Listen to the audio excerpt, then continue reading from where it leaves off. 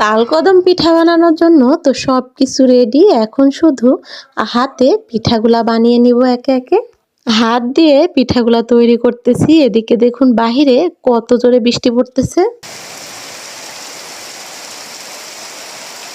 বৃষ্টির শব্দ আমার মনে হয় সবার কাছেই ভালো লাগে, আর আমার কাছেও অনেক বেশি ভালো লাগতেছিল।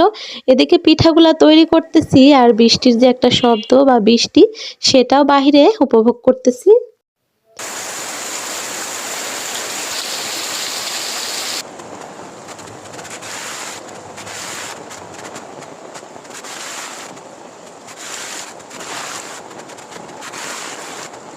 দিলাম। আর এই তো কয়েক মিনিট পরে আমার পিঠাগুলা খুব সুন্দর করে ভাপানো হয়ে গেছে, আর উপরের যে চালটা থাকে সেটাও সিদ্ধ হয়ে গেছে।